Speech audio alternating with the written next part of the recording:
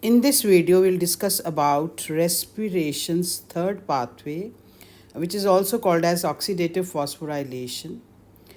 Glycolysis is first, and second is TCA cycle or citric acid cycle or tricarboxylic acid cycle, also called as Krebs cycle. We have already discussed in detail. A link will be shared in the description box. And this third is called as electron transport chain or also called as ETC system, because during this process there is formation of ATPs and that occurs by oxidative phosphorylation. As the name is indicating, phosphorylation is addition of inorganic phosphate. So ADP and inorganic phosphate can form ATP, and when this occurs in presence of oxygen, this is called as oxidative phosphorylation. So this occurs through a process in which various electrons they pass through various proteins, leading to electron transport chain. So in respiration, first step is glycolysis, where one molecule of glucose lead to the formation of 2-pyruvic acid or pyruvate, and this process occurs in the cytoplasm of a cell. Supposing this is a cell and this is the cytoplasm, so here this reaction will take place. This is called as glycolysis. Then it has cell organelles called as mitochondria, and in the matrix of mitochondria, TCA cycle will operate. Now during TCA cycle, there is production of NADH2 and FADH2, nicotine adenine dinucleotide reduced, flavin adenine dinucleotide reduced. When H2 is attached, this is reduced. So this whole process occurs in the inner membrane of the mitochondria. Supposing this is mitochondrial outer membrane, and this is the inner membrane which is being produced into crystal like this. So this is the inner membrane. So this inner membrane, this reaction take place. So this is called as electron transport system. So we can see here also, like these are crista or folding present in the mitochondria, and this is the inner mitochondrial membrane. To know the detailed structure of mitochondria, again you can watch my video of mitochondria. Now this is the series of system present in the membrane, right?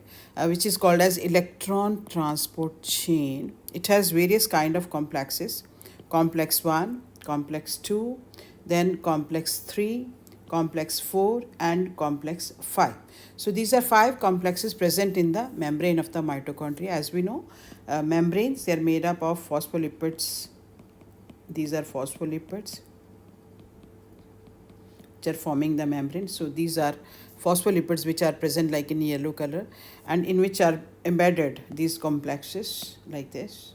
So these are various kind of complexes embedded in the membrane of the mitochondria. We'll study all these complexes in detail, right? Now this oxidative phosphorylation, as we discussed, during glycolysis and TCA cycle, there is oxidation of glucose and carbon dioxide is produced, and coenzymes are produced, NADH2 and FADH2, and electrons which are released from NADH2 and FADH2, they are transferred to oxygen and formation of water occurs, right? So ultimately NADH, which is a reduced one, we can shift this to here like this, right? So here we can see NADH will lead to formation of NAD and a molecule of water. FADH2 will also lead to formation of FAD and water. And here, how much energy is being released? 52.6 kilocalories per mole, 43 kilocalories per mole. So these are exergonic reaction, mean energy is being released. And whosoever energy is being released, that will be stored in the form of ATP. ATP is also called as adenosine triphosphate.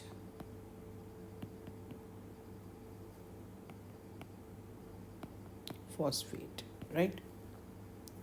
Now we'll discuss how this ATP production is taking place. Like we discussed, there are complexes present in the membrane, right? Again, I will come back to the membrane. We discussed that this is the mitochondrial's outer membrane, this is the inner membrane, right? So we are talking about this membrane, right? In this membrane, reactions will occur, right?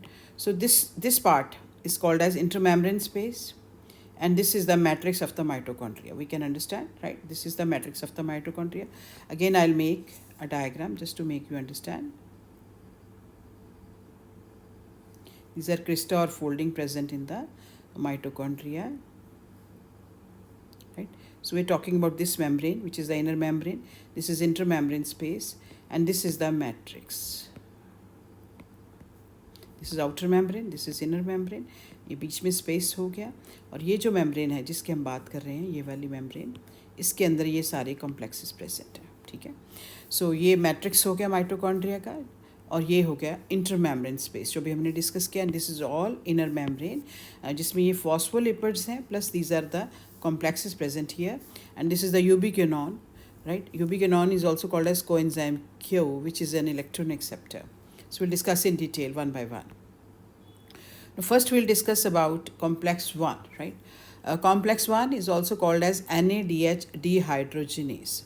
This is also called as NADH ubiquinone, which is also called as coenzyme Q, oxidoreductase complex. FMN का full form है flavin mononucleotide. और इस complex में है बहुत सारे iron sulphur centres, almost 6 iron sulfur centers are there. These are non-proteinaceous things, right? Iron sulfur center. Then ubiquinone, which is a coenzyme Q. Coenzyme Q protein नहीं है, but this is bounded in the membrane. And this carries the hydrogen, this can accept the electron, और इसको हम coenzyme Q भी बोलते हैं. coenzyme Q की 3 states हो सकती हैं, fully oxidized, semiquinone and fully reduced. जब इसके साथ 2 हाइड्रोजन लग जाते हैं, then this becomes fully reduced. So electrons from NADH which are being generated in the mitochondrial matrix during the Krebs cycle or citric acid cycle, they are oxidized, right? वो कैसे पूरा process होता है हम discuss करेंगे. अभी हम discuss कर रहे हैं कि पहला कॉम्प्लेक्स क्या होता है, which is called as NADH dehydrogenase. तो हम यहाँ देख सकते हैं. तो ये जो पहला कॉम्प्लेक्स है, this is called as NADH dehydrogenase, right? So this is complex number 1, NADH dehydrogenase. और ये इलेक्ट्रॉन दे देगा यूबिक्विनोन को. तो हम यहाँ देख रहे हैं ये यूबिक्विनोन है. Clear? This is the matrix part and this is the intermembrane space and this is the inner membrane. So हमने डिस्कस कर लिया कि इसमें क्या क्या होता है कॉम्प्लेक्स नंबर 1 में. It has ubiquinone, then it has flavin mononucleotide, iron sulfur centers. तो आयरन सल्फर सेंटर्स हमने अभी डिस्कस किया है. जो iron sulphur centre 6 iron sulphur centres होते हैं, इसमें 5 भी हो सकते हैं. तो एक्सर्गोनिक रिएक्शन हो रहा है, इसमें mean energy is being released. तो यहाँ हम देख रहे हैं दिस इज एक्सर्गोनिक रिएक्शन. NADH जब अपनी 2 हाइड्रोजन इसकी निकलेंगी प्लस 2 इलेक्ट्रॉन भी निकलेंगे, ठीक है, तो वो दे देगा Q मॉलिक्यूल को, और Q will be converted to mean quinone will be converted to reduced form QH2. अब एंड्रोगोनिक रिएक्शन क्या होगा कि ये जो हाइड्रोजन्स हैं वो चले जाएंगे इंटरमेम्ब्रेन स्पेस में, तो वहाँ पे 4 हाइड्रोजन चले जाएंगे. तो ये एंड्रोगोनिक रिएक्शन है. During transport of each pair of electron from NADH to coenzyme Q, complex 1 pumps 4 protons. तो वो कैसे होता है अभी हम डिस्कस करेंगे, ठीक है. अब हम डिस्कस करेंगे about second complex which is called as succinate dehydrogenase. तो ये प्रोटॉन्स पंप नहीं करेगा, ये वाला जो कॉम्प्लेक्स है. तो हम यहाँ देखते हैं कौन सा है ये. तो ये है ये वाला जो कॉम्प्लेक्स है, this is called as succinate dehydrogenase complex. Krebs cycle में एक रिएक्शन होता है, succinate is being converted to fumarate, right. Succinate will be converted to fumarate. ये फ्यूमिरेट है, मैं थोड़ा इनलार्ज करके दिखाती हूँ आपको, ठीक है. तो उस रिएक्शन में NADH वगैरह बनता है. तो वो जो सारा रिएक्शन यहाँ पे हो रहा है क्रेब्स साइकिल में, तो ये कॉम्प्लेक्स 2 उसके साथ रिलेटेड है. तो ये it will not pump the protons. इसमें से जो इलेक्ट्रॉन निकलेंगे ये भी यूबिक्विनोन को दे देगा. यहाँ से यूबिक्विनोन को जा रहे हैं, इधर से भी यूबिक्विनोन को जा रहे हैं, ठीक है. So this is complex 2 which is called as succinate dehydrogenase complex.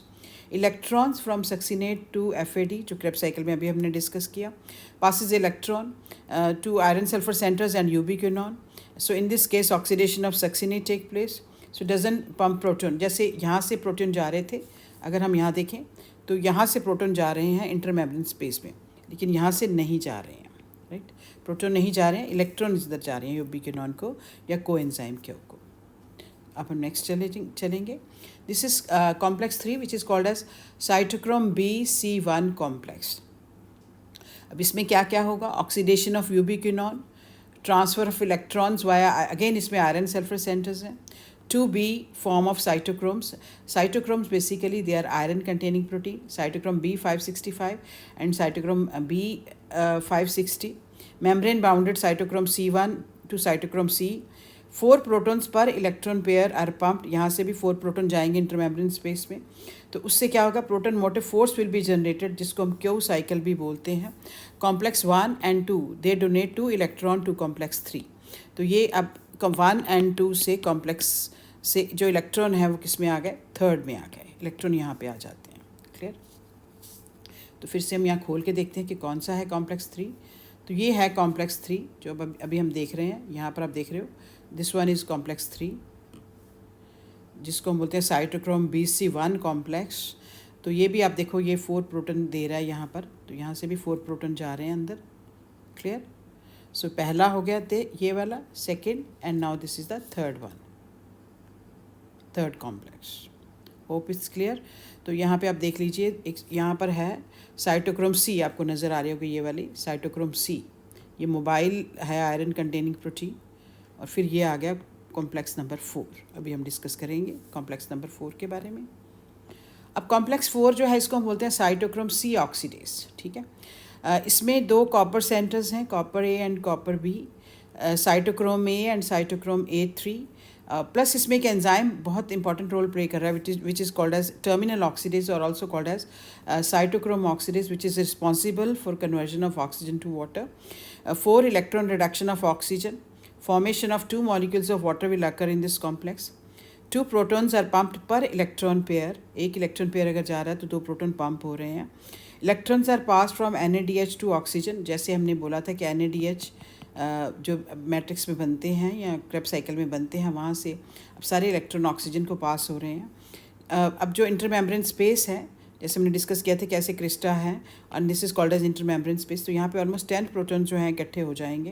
They will collect in the outer chamber और इंटरमेम्ब्रेन स्पेस. तो उससे एक इलेक्ट्रोकेमिकल पोटेंशियल ग्रेडियंट जो जनरेट हो जाता है, which is called as proton motive force. अब ये क्या होता है, ये अभी हम डिस्कस करेंगे नेक्स्ट स्लाइड में.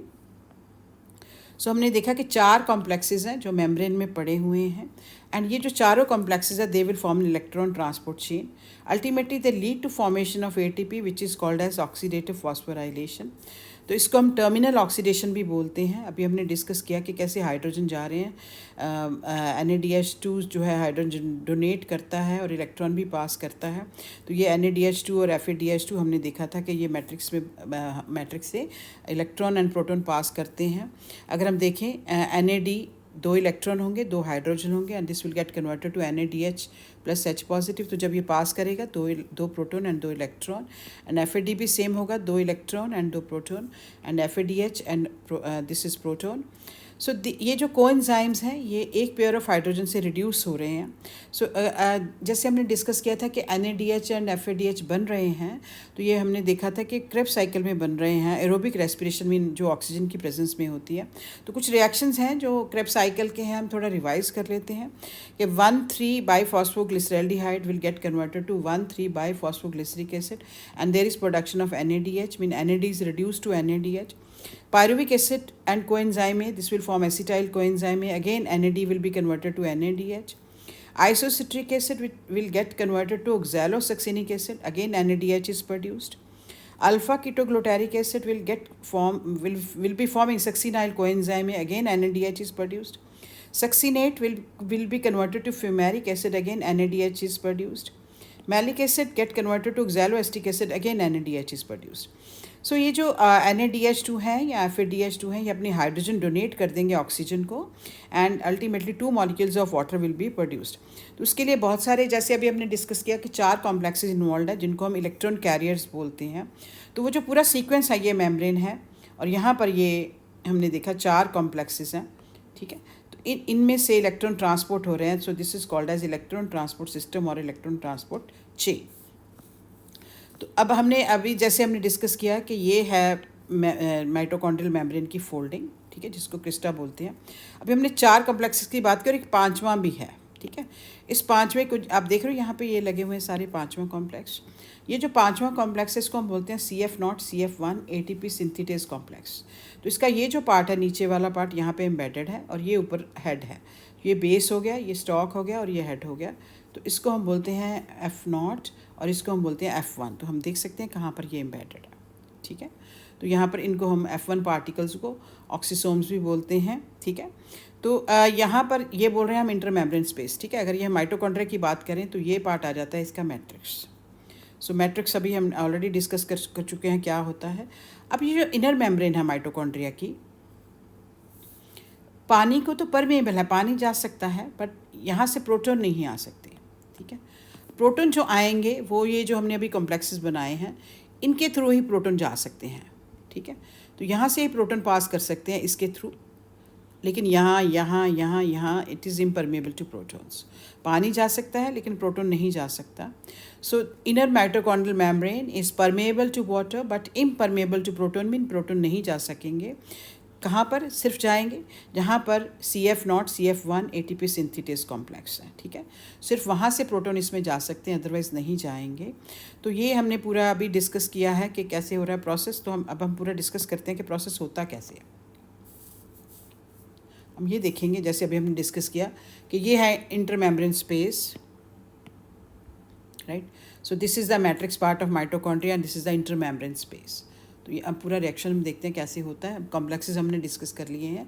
अब NADH2 क्रेब्स साइकिल से हम देखेंगे कि अपने हाइड्रोजन दे देगा फ्लेविन मोनोन्यूक्लियोटाइड को, रिड्यूस हो जाएगा। फिर से ये हाइड्रोजन इसके निकल जाएंगे और हाइड्रोजन पंप हो जाएंगे अंदर वाली मेम्ब्रेन में, इंटरमेम्ब्रेन स्पेस में। अब जब हाइड्रोजन जाते हैं 2 हाइड्रोजन + 2 इलेक्ट्रॉन, है ना, ये जब ये पास करेंगे तो अल्टीमेटली यहाँ पे 4 प्रोटॉन जाएंगे इस जगह पे, इस प्रोसेस में। तो जो इलेक्ट्रॉन्स हैं वो आयरन सल्फर प्रोटीन में चले जाएंगे 1 by 1। Ultimately they will be accepted bye यूबिक्विनोन, ठीक है, जिसको हम कोएंजाइम क्यू भी बोलते हैं। अब यूबिक्विनोन में जब इलेक्ट्रॉन चले गए तो वो नेगेटिवली चार्ज हो जाता है, राइट। तो यहाँ हम देख रहे हैं FADH2 अपने हाइड्रोजन डोनेट कर देगा और मैट्रिक्स से भी आ जाते हैं और यूबिक्विनोन जो है that will get reduce to ubiquinone reduced form, इसको रिड्यूस्ड फॉर्म बोलेंगे हम, ठीक है। अब फिर से यूबिक्विनोन प्रोटॉन लूज़ कर देगा, proton will again come back to intermembrane space. अब 2 इलेक्ट्रॉन निकलेंगे जो they will be accepted by cytochrome B which is called as iron containing protein. जब वो साइटोक्रोम B जो है वो इलेक्ट्रॉन एक्सेप्ट कर लेती है, ठीक है, और उसको रिड्यूस्ड बोलते हैं। जब वो लूज़ करती है तो हम उसको ऑक्सीडाइज बोलते हैं।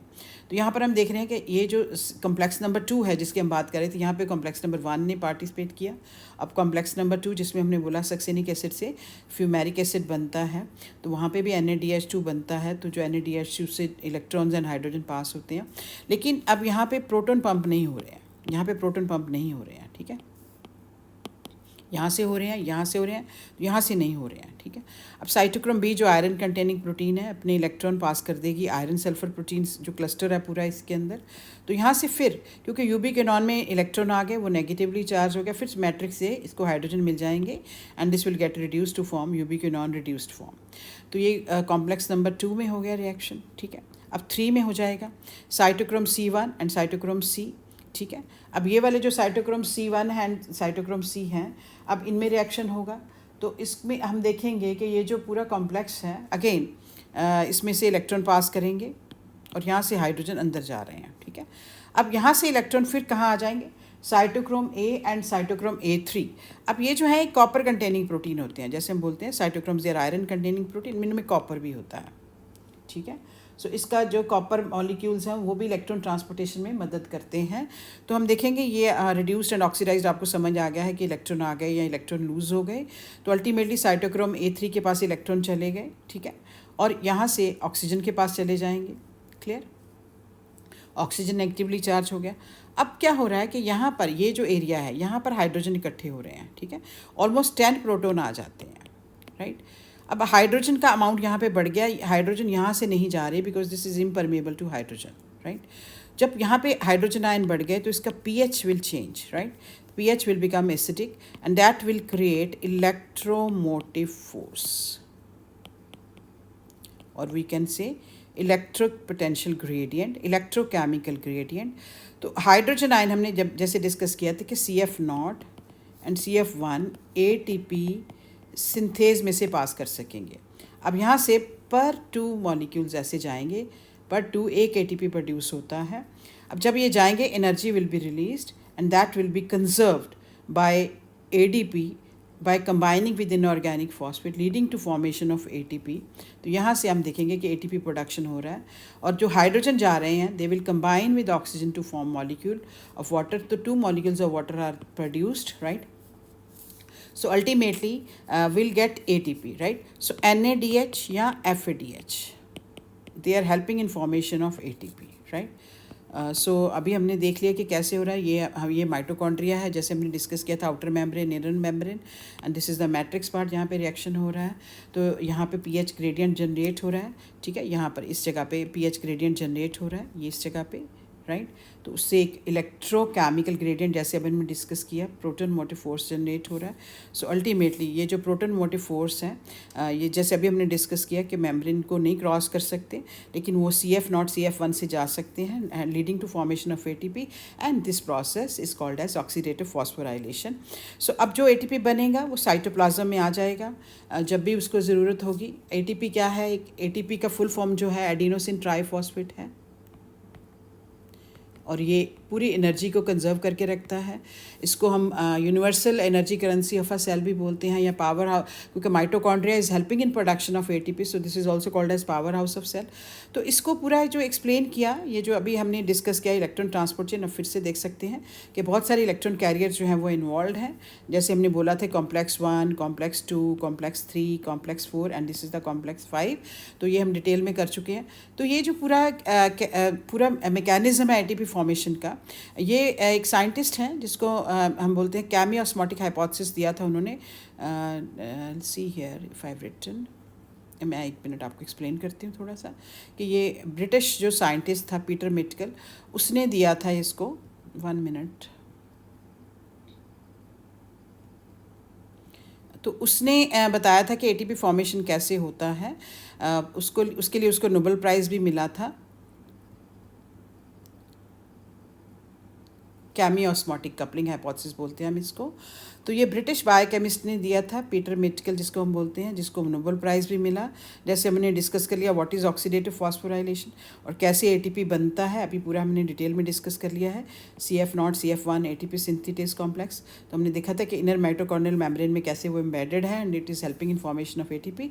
तो इस हाइपोथेसिस को बोलते हैं कैमी ऑस्मोटिक कपलिंग हाइपोथेसिस, ठीक है।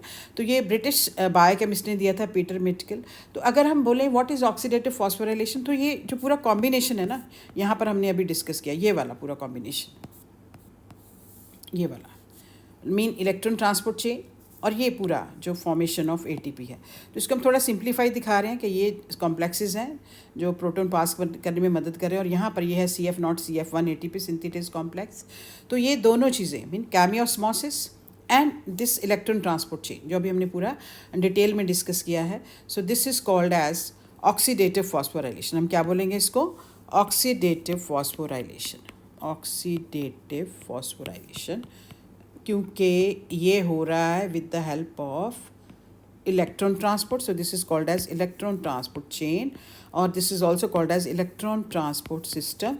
जिसमें हमने डिस्कस किया कि फिर से हम देख सकते हैं, अभी अगर थोड़ा सा मैं लार्ज करके देखें, फिर से मैं एक बार क्विकली आपको रिवाइज़ कर देती हूँ कि यहाँ पर ये जो अगर हम देखेंगे,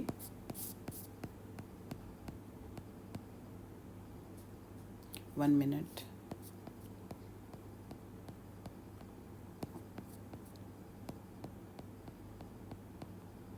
ये हमने देखा था कि मेम्ब्रेन में बहुत सारे कॉम्प्लेक्सेस हैं, कॉम्प्लेक्स 1, कॉम्प्लेक्स 2, कॉम्प्लेक्स 3, कॉम्प्लेक्स 4, और ये साइटोक्रोम C है जो मोबाइल जो है हम कह सकते हैं। फिर से हम देखेंगे कि यहाँ से जो इलेक्ट्रॉन्स हैं जा रहे हैं यूबिक्विनोन को, प्रोटॉन इधर जा रहे हैं। तो ये जो पार्ट है 2, इसमें हमने देखा था कि प्रोटॉन पंप नहीं हो रहे हैं। थर्ड में फिर से प्रोटॉन 4 ऐसे पंप हो रहे हैं, और ये third complex 1, 2 and this is the third one and this is the fourth one. तो यहाँ पर 2 ऐसे जा रहे हैं, ठीक है। और यहाँ से फिर हमने देखा था कैसे हाइड्रोजन आ रहे हैं and they are helping in formation of ATP complex 1, 2, 3 and 4। यहाँ पर एक मोबाइल लगी हुई है प्रोटीनेशियस कंपोनेंट, जिससे इलेक्ट्रॉन पास करने में मदद कर रही है, cytochrome C iron containing protein, और ये यूबिक्विनोन है विच इज़ इलेक्ट्रॉन एक्सेप्टर, ठीक है। सो अल्टीमेटली हमारे पास ये जो मेम्ब्रेन का हमने देखा है, इसमें एटीपी फॉर्मेशन हो रहा है। So this is all about electron transport chain. तो एक जो NADH2 मॉलिक्यूल है, उससे जो अगर हम देखें, one NADH2 molecule will lead to the formation of 2.5 ATP and one FADH2 will help in formation of 1.5 ATP. तो ये ATP बन रहा है इसके अंदर, इलेक्ट्रॉन ट्रांसपोर्ट चेन के अंदर, प्लस इसमें टर्मिनल ऑक्सीडेशन हो रहा है। Terminal oxidation mean formation of water. So ये सारा प्रोसेस हो रहा है माइटोकॉन्ड्रिया की इनर मेम्ब्रेन में with the help of electron carrier. So this is called as electron transport chain because it is leading to the production of ATP. So this is called as oxidative phosphorylation. I hope ये आपको clear है। अगर आपके कोई questions हैं, please ask me in the comment box. And thank you for watching my video. If you like my video, please like, share and subscribe. Thank you for watching.